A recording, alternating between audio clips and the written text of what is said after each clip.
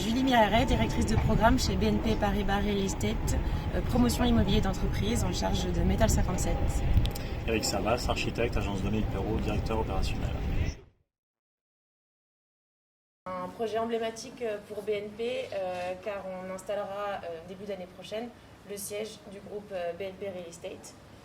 Donc un projet qui a de nombreuses années déjà derrière lui côté promotion, mais qui est finalement la troisième vie d'un immeuble à Boulogne. Donc historiquement, l'usine 57 Métal de Renault qui a été installée au début des années 80 sur un projet de Claude Vasconi. Il y a eu ensuite une première réhabilitation du bâtiment pour que Renault y installe leur showroom. Le bâtiment est devenu Squarecom et ensuite BNP Paribas Real Estate a décidé d'installer son siège et de retrouver le nom d'historique du bâtiment qui devient maintenant Metal 57. Donc c'est un projet de bureau et tout autour toute la partie réhabilitée d'immeuble développera une partie servicielle. Le but étant de créer à la fois un immeuble de bureau dans l'air du temps et des nouvelles façons de travailler, et aussi de pouvoir l'insérer dans le quartier avec une partie de service pour les collaborateurs et l'immeuble qui pourra être ouvert au public. Aujourd'hui, on est sur des travaux qui ont commencé en 2018 et qui prendront fin en début d'année prochaine pour s'installer au premier trimestre les collaborateurs du groupe. Je vais passer la main à notre architecte pour qu'il vous fasse toute la partie historique de l'architecture et comment il a conçu et développé ce projet tout en gardant l'âme initiale qui était une volonté de notre part, de la ville et de tout le monde de garder l'âme historique de l'usine de Renault et de lui donner une touche de modernité et un usage nouveau. Merci. Eric Savas, donc agence Dominique Perrault, donc je suis directeur opérationnel à l'agence.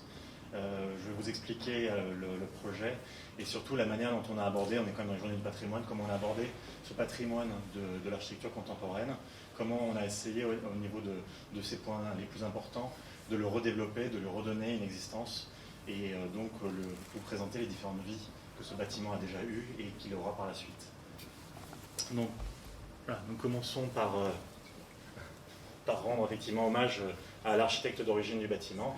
Donc un bâtiment qui a été construit en 1984 par Claude Vasconi, qui donc avait eu la commande par Renault de créer un atelier de production pour les voitures. Donc l'idée c'était vraiment de créer le premier prototype d'une architecture qui allait se développer sur le reste du quartier. Donc, on voit ici la position, on a remis effectivement des différentes images de l'époque pour bien se resituer le bâtiment avant notre intervention. Donc on voit ici effectivement le bâtiment, la rue du Pont de Sèvres et donc le cours de l'île Seguin. Quelques vues aériennes pour voir donc l'implantation de ce bâtiment donc, le long de la Seine. C'est un bâtiment qui était évidemment raccroché à la fois à l'île Seguin et surtout le quartier du Trapèze qui était effectivement à l'époque les unes de production de Renault. Donc on rentre tout de suite dans l'architecture. Ce bâtiment a été caractérisé par sa toiture. Donc on a ce qu'on appelle effectivement une architecture avec des sheds, des grands sheds, moyens sheds, petits sheds, et un bâtiment administratif. Donc ici on avait vraiment des bureaux historiquement dans l'opération, et ici un grand atelier de production. Différentes images de l'époque. Donc la particularité de ce projet, étant donné que c'était un atelier de production, tout était lié au grand volume intérieur et pas aux vues sur la ville. Donc on avait une architecture côté Seine extrêmement fermée avec cette grande carapace de zinc et donc comme on l'évoquait tout à l'heure, une architecture cherchant plutôt la lumière du nord. Donc la particularité quand on crée un atelier de production, c'est qu'on cherche les lumières les plus douces et on ne cherche pas à trouver les vues. Excusez-moi, trouver les vues. Donc cette architecture était complètement fermée sur la Seine et ouverte au nord par des grands sheds qui apportaient énormément de lumière à l'intérieur du bâtiment. Donc on a cette architecture complètement asymétrique liée à la lumière et à la production. Donc l'architecte Claude Vasconi vraiment a voulu jouer sur la volumétrie, sur la lumière, et donc a créé cet enchevêtrement de géométrie en toiture, avec justement cet effet de petits, moyens et grands éléments venant chercher la lumière. Donc vous avez, comme on l'évoquait, donc une partie opaque plein sud, et côté nord, tous ces grands puits de lumière qui permettent de développer le maximum de luminosité pour les travailleurs. On a encore quelques images. C'était vraiment de la couture géométrique, on voit les éléments, les lignes directrices, une architecture industrielle très qualitative. Et pour l'aspect technique, du coup, ça évitait les apports de chaleur, le sud étant opaque, les usines n'étant pas climatisées, vous avez un apport naturel de lumière par la face nord et vous n'avez pas d'apport de chaleur par la face sud. Quelques images de l'intérieur, donc avec cette lumière très douce pour les travailleurs. Donc ces grands volumes. Donc ici, c'est justement pour montrer que ce projet qui est ici faisait partie d'un grand plan de réaménagement des usines Renault avant qu'elles décident, hélas, de quitter le secteur. Donc voilà, ça faisait partie, normalement, c'était le premier de série d'un master plan plus général. Il y avait un bâtiment qui était contigu, en fait. Il avait prévu effectivement de le redévelopper en miroir et de continuer. Bon, après, c'était un master plan, mais oui, tout à fait, dans sa vision. C'est pour ça qu'il avait travaillé sur une architecture modulaire, donc de chaises qui s'en prenaient les uns dans les autres, pour se dire, mon dispositif, selon les besoins industriels, pour être plus ou moins haut, plus ou moins grand, plus ou moins développé. Donc c'était vraiment une commande qu'il avait eue plutôt dans un système que dans un seul bâtiment. Je voudrais faire une observation, si vous permettez. Oui, bien sûr. Par exemple, je suis Jean Béranguer, ancien Renault, et que j'étais à l'origine du projet avec Vasconi. Je représentais la DTNE, qui était maître d'œuvre. Ce n'est pas des ateliers de production, c'est des ateliers d'entretien. Oui. C'était l'entretien là pour le construit, l'entretien en particulier des matrices pour les presses. Si vous voulez bien, peut-être qu'on fera les questions après, parce que sinon ça va être difficile pour tout le monde de suivre. Mais oui, tout à fait, mais juste. Donc, petit clin d'œil encore historique. Le bâtiment était tellement emblématique et devait tellement représenter le futur des usines Renault qu'effectivement un timbre avait été créé à l'effigie du bâtiment. Donc en 2004, le bâtiment a changé de programme, toujours pour Renault. Le bâtiment est devenu donc un centre de communication pour Renault. Donc c'est là où il lançait effectivement ses présentations des véhicules. Donc l'intervention de Jacob McFarlane était relativement sobre en extérieur. Seule la façade sur le cours de l'île Seguin a été modifiée. Par contre, l'intérieur a été complètement repensé. Donc voilà, on retrouve donc cette façade n'était pas d'origine du projet, parce qu'effectivement, comme on l'évoquait, pour Claude Vasconi, ce bâtiment devait continuer à se développer dans ce sens. Donc là, une vue de nuit. Et donc le travail de Jacob McFarlane a été d'intégrer dans le volume, sous cette toiture, tout un ensemble de pôles de conférences, d'auditoriums, différents éléments.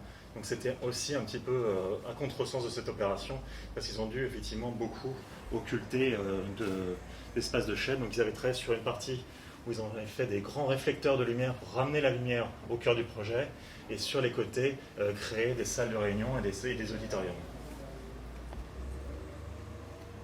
On en arrive du coup à 2021, Dominique Perrault qui arrive pour installer le siège de BNP Paribas, pour installer bureaux, restaurants, fitness, pôle de conférence. Donc comme on l'évoquait, trouver des nouveaux usages et un nouveau mode de travail pour les utilisateurs. Donc la question première, effectivement, c'est comment on peut mettre en place, intégrer des travailleurs dans un volume aussi grand. La réponse est qu'effectivement, pour une partie, c'était assez facile. Pour le reste du bâtiment, on n'arrivait plus à trouver forcément des programmes du type hangar pouvant s'intégrer à l'intérieur. Donc il y a eu toute une réflexion qui a été menée avec les ayants droit de Claude Vasconi, parce que Claude Vasconi est décédé il y a quelques années, pour voir, faire une analyse patrimoniale du bâtiment et se dire quelles sont les parties les plus intéressantes et comment on peut revitaliser cette architecture. Donc revitaliser cette architecture, ça a été effectivement de réorganiser également en termes urbains le projet. Donc nous avons fait différentes hypothèses à chaque fois en disant bon, est-ce qu'il faut tout raser, est-ce qu'il faut plutôt construire à l'arrière, construire à l'avant, construire sur les côtés, quelles sont les parties les plus intéressantes. Et donc très rapidement s'est dégagée cette idée de garder absolument ce front de scène qui est vraiment l'emblème du bâtiment, qui est le point de départ de ces sheds, et de garder l'ensemble des grands sheds. le bâtiment administratif et la partie petit et moyen shed central étant dégagés afin de libérer des nouveaux usages. Donc on voit ici une maquette de la volumétrie du bâtiment d'origine. Et donc ce travail d'analyse qui était effectivement de dire on garde l'aspect le plus qualitatif du bâtiment et l'histoire du projet sur Cours de l'Isseguin et sur les quais, effectivement, et on retransforme la partie administrative et la partie sur la rue du Grande-Sèvre. Alors du coup, c'est de poser la question de cette greffe. Une fois qu'on a démoli une partie du bâtiment, quelle est l'architecture, quelle architecture va pouvoir soutenir le rapport au bâtiment de Claude Vasconi. Donc nous sommes venus créer ici un parallélépipède le plus pur possible afin de créer une architecture très simple venant contre cette architecture très sculpturale de toiture. Cette architecture très simple a permis également de dégager des espaces extérieurs généreux et donc de créer quelque part un vrai parvis pour le bâtiment.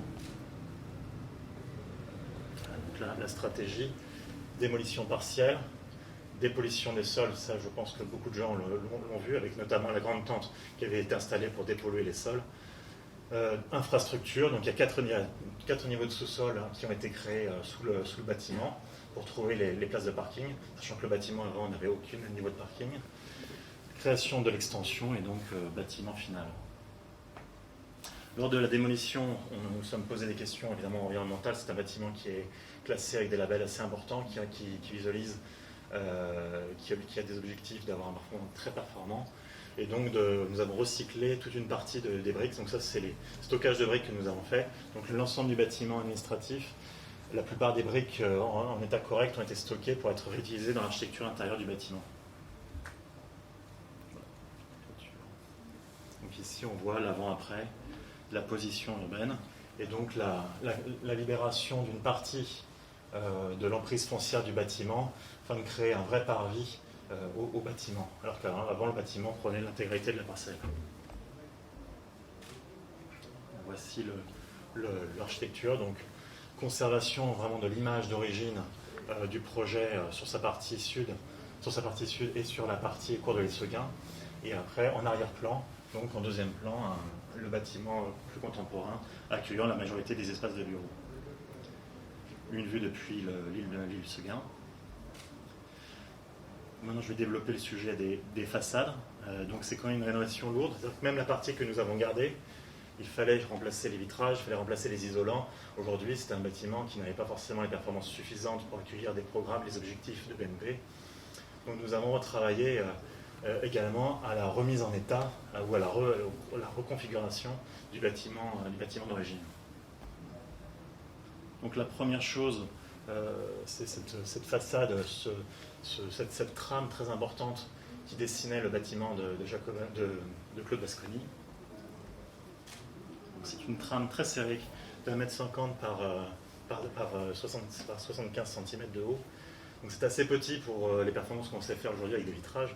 Ce sont des choses qui peuvent dépasser largement les 5 mètres, mais ça participait vraiment à l'identité du bâtiment. Donc pour nous, il était important de le garder.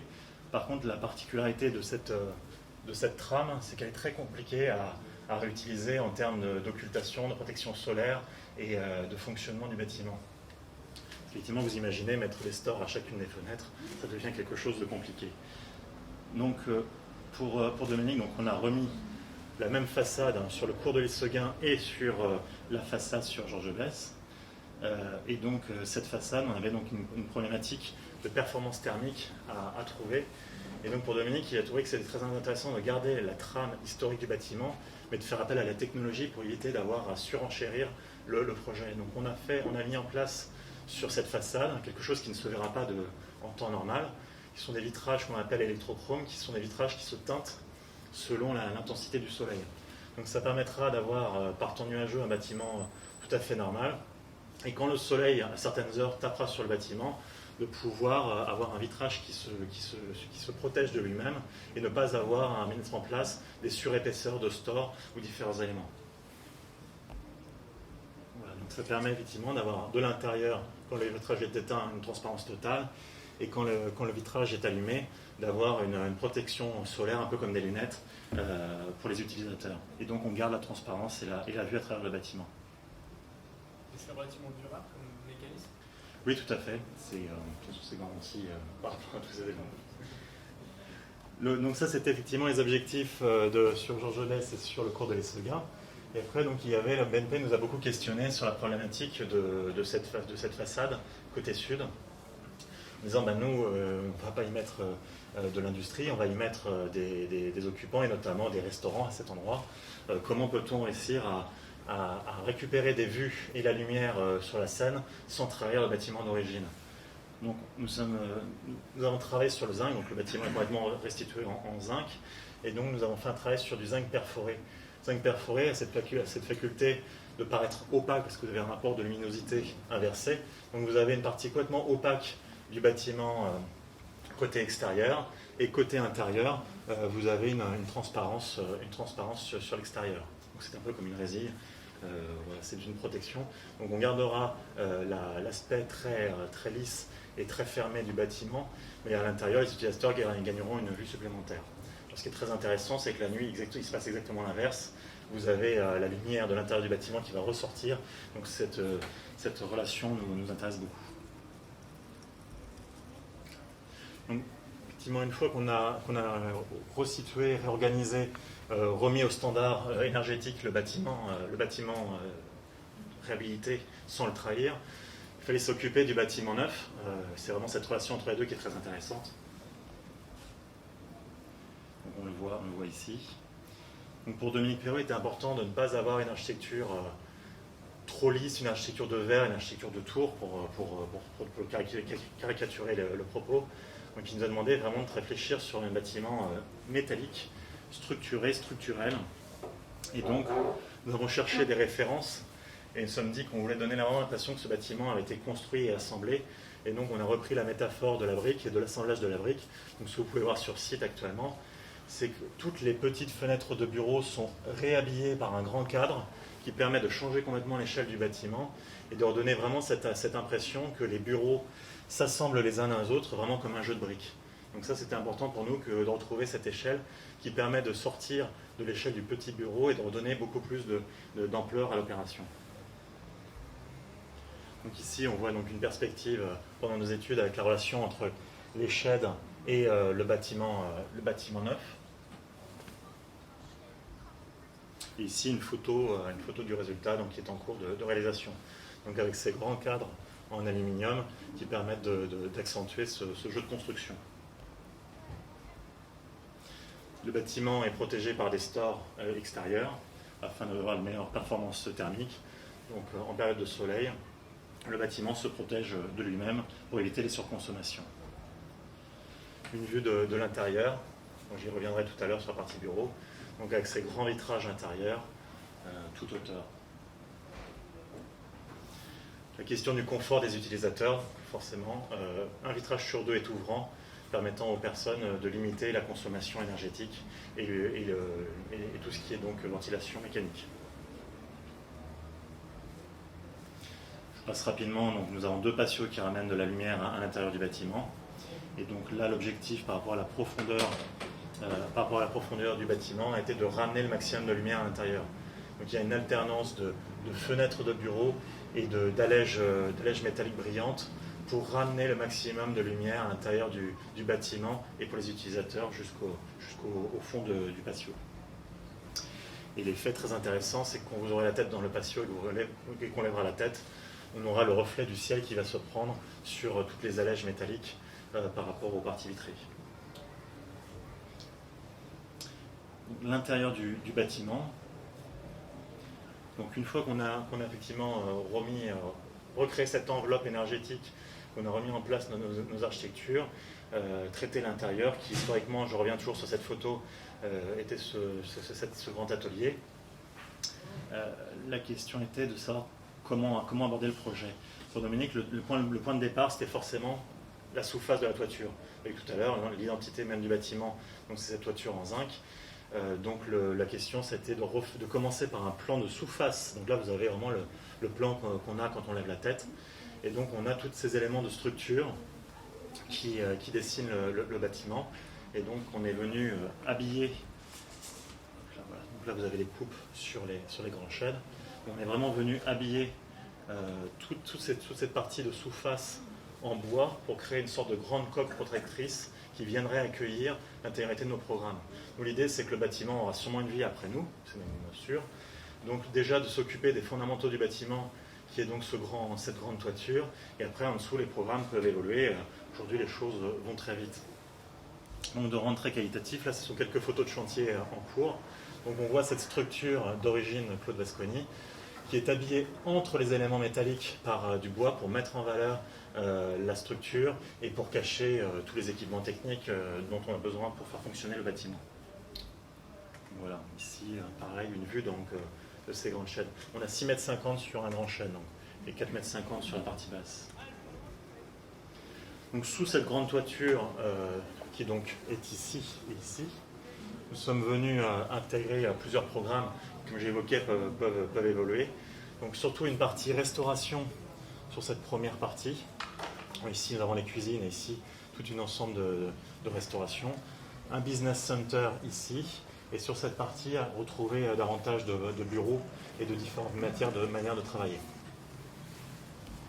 Donc, toute cette architecture et la relation entre les deux a été structurée au niveau de deux rues intérieures. Vous avez une rue parallèle à la Seine et une rue perpendiculaire à la Seine. Voici des perspectives qui donnent à peu près des visions du fonctionnement. Donc, on retrouve la brique recyclée qui a été remise sur le mur. Donc un sol également qui rappelle la brique, le latibois et une grande verrière pour faire la jonction entre les bâtiments.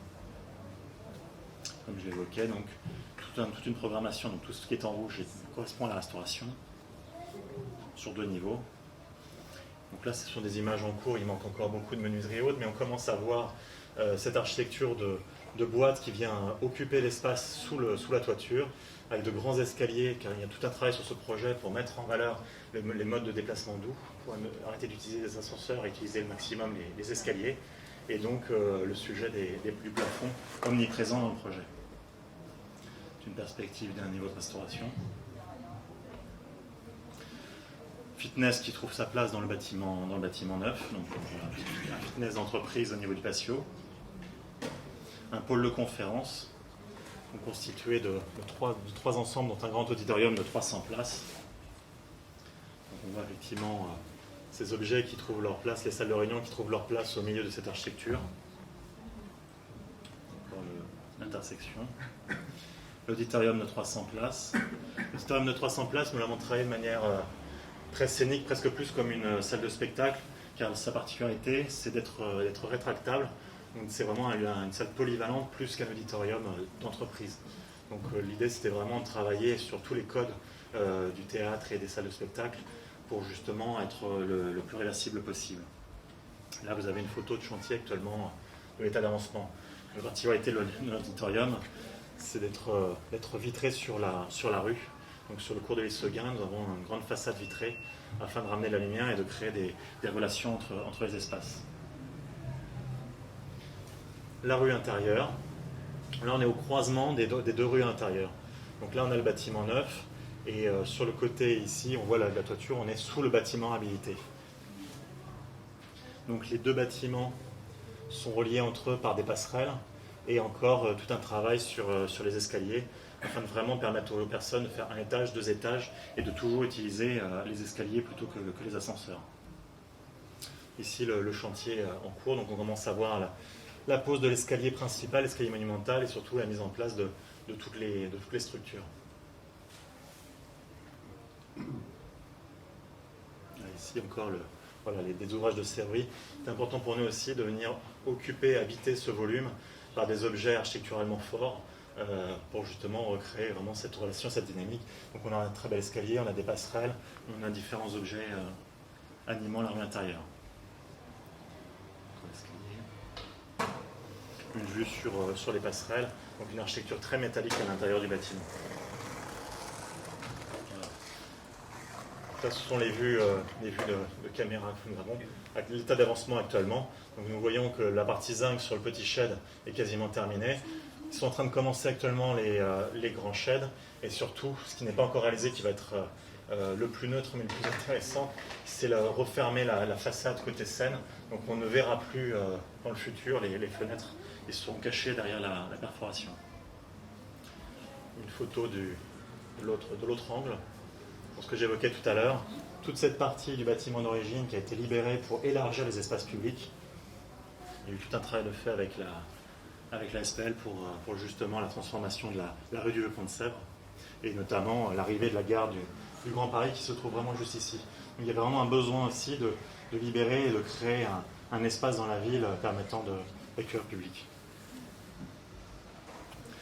Donc, le bâtiment neuf a aussi une certaine autonomie dans son fonctionnement, qui bénéficie également d'un hall autonome. Un autre hall pour le bâtiment neuf.